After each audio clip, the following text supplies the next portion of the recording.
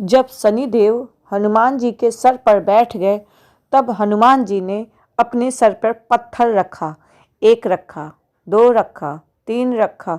जानिए हनुमान जी ने ऐसा क्यों किया। एक बार शनिदेव भी हनुमान जी से हार चुके। शनिदेव के नाम से ही हर व्यक्ति डरने लगता है। शनि की दशा एक बार शुरू हो जाए तो साढ़े 7 साल बाद ही पीछा छूटती है।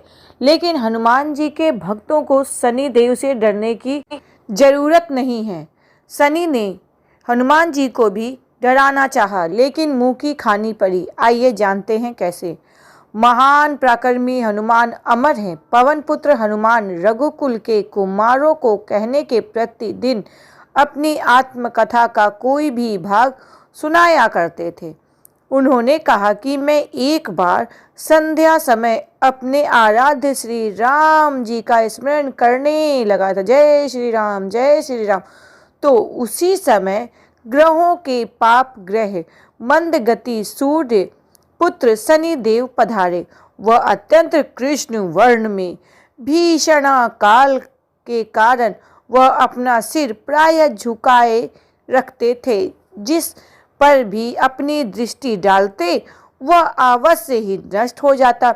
इसी कारण शनिदेव हमेशा अपना सर नीचे की ओर झुकाए रखते थे। शनिदेव हनुमान के बाहुबल और पराक्रम को नहीं जानते थे। वह उनके बारे में कुछ भी नहीं जानते थे। हनुमान ने उन्हें लंका में दशग्रीव के बंध में मुक्त किया था। वह हनुमान जी से विनयपूर्वक किंतु कर्कश स्वर में बोले, हनुमान जी, मैं आपको सावधान करने आया हूँ। त्रेता की बात दूसरी थी, अब कलयुग प्रारंभ हो गया है। भगवान वासुदेव ने जिस क्षण आपके अवतार लीला का समापन किया, उसी क्षण से पृथ्वी पर कली का प्रतिबिंब स्टार्ट हो गया है।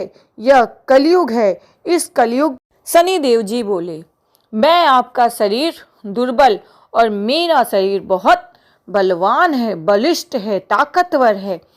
अब आप मेरी 7.5 की दशा में हो चुके हैं। मैं आपके शरीर पर आ रहा हूँ। शनिदेव ने ऐसा बजरंगबली से बोला। शनिदेव को इस बात का तनिक भी ज्ञान नहीं था कि रघुकुल के रघुनाथ चरण श्री रतों में भी काल का प्रभाव नहीं पड़ता। जो भी रघुकुल के चरणों का दास है उसका कोई भी बाल बांका नहीं कर सकता था। ये बात कभी भी शनिदेव को पता ही नहीं थी। इसी कारण वह हनुमान जी से पंगा ले बैठे। करुणा के निधान जिनके हृदय में एक क्षण को भी आ जाते हैं, काल का काल व सर्वथा प्रभाव हो जाता है। प्रबंध की विधान वहाँ प्रभावहीन हो जाता है। कहने का मतलब है कि जितने भी पाप होते हैं उनके चरणों में सब नष्ट हो जाते हैं और कोई भी गलत प्रभाव किसी पे भी नहीं आता है। सर्वत्र व ब्रह्मा के सेवकों का नियंत्रण, संचालन, पोषण प्रभु ही करते हैं।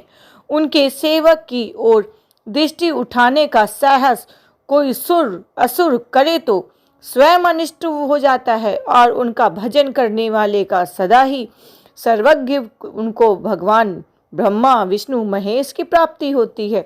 शनि के आग्रह यमराज की प्रभु के भक्ति की ओर देखने का भी साहस नहीं कर पाते हैं। हनुमान जी ने शनिदेव को समझाने का प्रयत्न किया कि आप यहाँ से चले जाएं, पर शनिदेव कहाँ मानने वाले थे। वो तो अपनी घमंड में चूर थे। आप कहीं यंत्र जाएंगे, वो आप हार जाएंगे।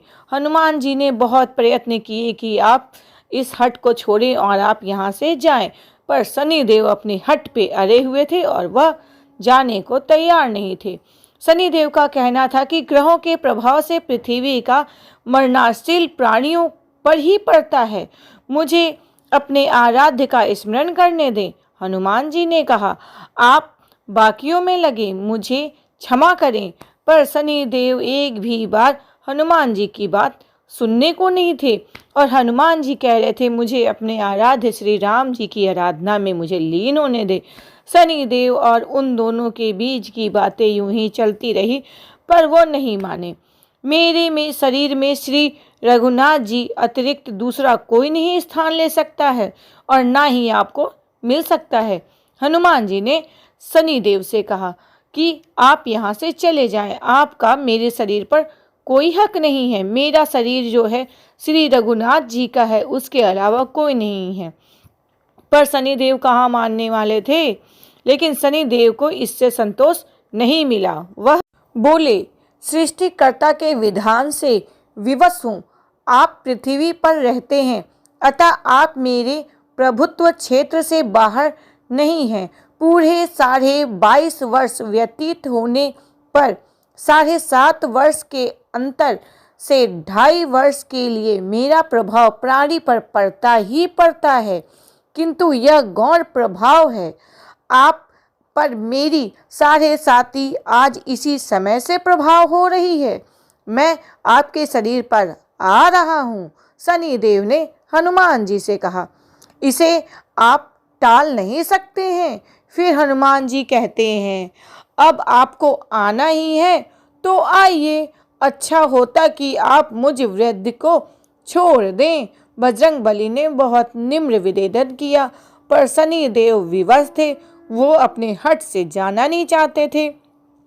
फिर शनिदेव जी कहते हैं, कलयुग में पृथ्वी पर देवता या उपदेवता किसी को भी नहीं रहना चाहिए। आपको अपना सूक्ष्मावास सूक्ष्म लेकर अपने आप चले जाना चाहिए। जो पृथ्वी पर रहेगा वह कलयुग के प्रभाव में रहना उसकी मजबूरी है। उसे आप मेरी पीड़ा भोगनी ही पड़ेगी। ग्रहों में मुझे अपने अग्रज यम का कार्य मिला है। मैं मुख्य मारक ग्रह हूँ और मृत्यु सबसे निकट वृद्ध के ही होती है, और आप अभी जो हैं वो वृद्धावस्था में हैं, तो मैं आपको छोड़कर कैसे जा सकता हूँ। शनिदेव ने भी बजरंगबली को समझाने की बहुत कोशिश की, वो भी अपने तरीके से समझा रहे थे। हनुमान जी पूछते हैं, आप मेरे शरीर पर कहाँ बैठने आ रहे हैं। शनिदेव ने बड़े गर्व से कहा, प्राणी के सिर पर मैं 2.5 वर्ष तक बैठता हूँ। प्राणी के सिर पर रहकर उसकी बुद्धि विचलित बनाए रखता हूँ। मध्य के 2.5 वर्ष उसके उदर में स्थित रहकर उसके शरीर को अवस्था बताता हूँ, और वह अंतिम 2.5 वर्ष मैं पैर में रहकर उसे भटकाता रहता हूँ। फिर शनिदेव हनुमान जी के मस्तक पर जाके बैठ गए। हनुमान जी के सिर पर भी बहुत कस के फिर खाज होने लगी। अब हनुमान जी करते भी तो क्या करते, उन्होंने अपने सर की खाज हटाने की प्रयत्न करना शुरू किया। हनुमान जी ने एक बड़ा सा विशाल पर्वत अपने सिर पर रख लिया। शनिदेव जी चिल्लाने लगे, चिल्लाते रहे, ये क्या कर रहे हैं आप, ये क्या कर रहे हैं आप। हनुमान जी कहते हैं, जैसे आप सृष्टिकर्ता के विधान से विवश हैं, मैं भी अपने स्वभाव से विवश हूँ। मेरी मस्तिष्क पर खाज मिटाने की यह उपचार पद्धति है, और आपका अपना कार्य करें, मैं अपने कार्य करता हूँ। आपका कार्य है मेरे सिर पर बैठकर 7.5 करना, और मेरा कार्य है अपने सिर का खाज मिटाना। ऐसा कहते ही हनुमान जी ने अपने सर पर दूसरा पर्वत उठाकर रख लिया। इस पर शनिदेव जी कहते हैं, आप इन्हें उतारिए, मैं संधि करने को तैयार हूँ आपसे। इतना कहते ही हनुमान जी ने तीसरा पर्वत अपने सिर पर रख लिया। तो शनिदेव चिल्लाकर कहते हैं, मैं आपके समीप नहीं आऊँगा। फिर भी हनुमान जी ने नहीं मानने वाले थे, वो इतनी जल्दी कहाँ किसी से हार मानने वाले थे। और फिर उतना वो चिल्लाते रहे। तब तक हनुमान जी ने चौथा पर्वत उठाया और अपने सिर पर रख लिया। शनिदेव जी फिर चिल्लाते हैं, पवन कुमार त्राहि माम, रामदूत हनुमान त्राहि माम, अयोंजनम नमः। मैं आपको भी पीड़ित नहीं करूँगा। जो आपका स्मरण करेगा मुझे उतार देना ही आपको सही होगा। मुझे उतार दीजिए, मुझे क्षमा कर दीजिए, मुझे क्षमा कर दीजिए।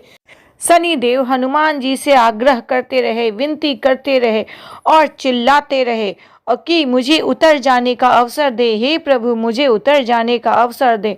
हनुमान जी कहते हुए कि बहुत ही शीघ्र सी, मैं अभी आपको 5 पर्वत शीघ्र बाकी हैं, इतनी जल्दी आप कहाँ से उतर जाएंगे? हनुमान जी ने शनिदेव को कहा।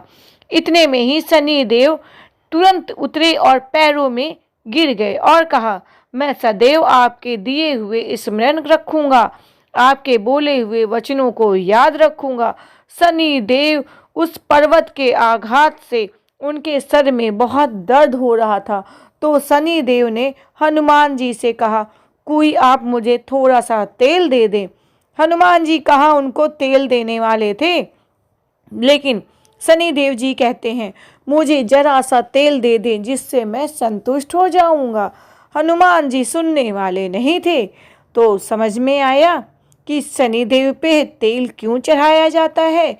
आज भी शनिदेव को तेल चढ़ाने से संतुष्ट हो जाते हैं। उस समय जो हनुमान जी ने शनिदेव को तेल नहीं दिया था, तो इसी वजह से लोग उन पे तेल चढ़ाते हैं और उन्हें संतुष्ट करते हैं, जिस तेल के कारण शनिदेव प्रसन्न होते हैं। तो इस तरह शनिदेव का घमंड हनुमान जी ने चूर चूर कर दिया।